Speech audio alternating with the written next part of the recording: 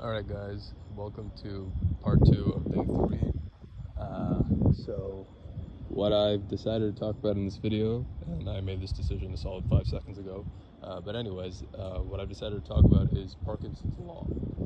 So what Parkinson's law essentially states is that the rate at which you work to complete a task expands to fill the time that you allot for it. So, for example, let's say you give yourself 24 hours to complete an essay, right? Let's say you give yourself 24 hours to write an essay. You'll probably take the whole 24 hours to write that essay. Whereas if you gave yourself an hour to write that essay, you'll probably only take an hour to write the essay. And so that's the law in a gist. Now, this is one of the most powerful productivity protocols that you can implement. I'm not going to call it a hack because it's pretty difficult to do, but if you understand how to actually implement it, it's going to change your life. So the best way to do it is to conduct a mini experiment.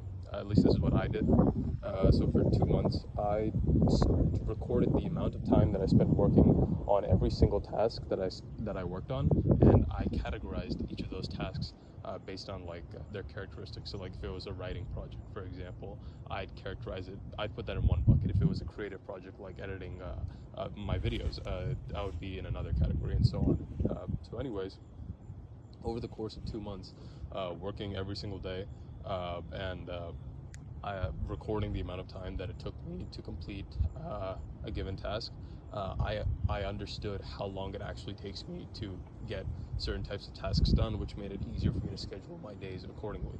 So, but one thing to keep in mind when conducting this experiment is that you want to make sure that you're maintaining control of your goals. And what I mean by that is do the same stuff before and after you work on whatever it is that you're working on in a day. Like, for example, I woke up at the same time every day during this experiment, and I still do, of course, but I woke up at the same time every day. I did the same thing before I started working, which was taking a nice long shower, and after working, I did the same thing, which was exercising typically. And while I was working, I sat at the same place and used the same laptop and whatnot. And so I made sure that everything else apart from the actual task that I was working on and the duration that I was working on it for stayed the same. And this is really important so that you can isolate the cause for a certain effect. That's how scientific experiments work. So yeah.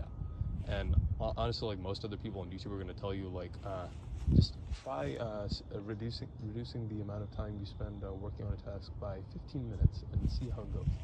That has to be the dumbest piece of advice I've ever heard, because it doesn't take into account any controlled factors, and it also doesn't tell you whether or not you're compromising on the quality of your work, because by doing what I did, even though it's much more difficult to do, it's also much more accurate, because not only do you record how much time it takes you to work on certain tasks, but you also have a record of how much of the task you were able to complete in a given amount of time.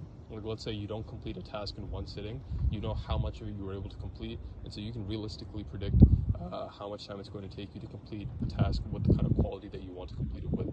So yeah. Anyways, I hope that was helpful in some way, shape, or form to you guys, and yeah, I'll see you in the next one.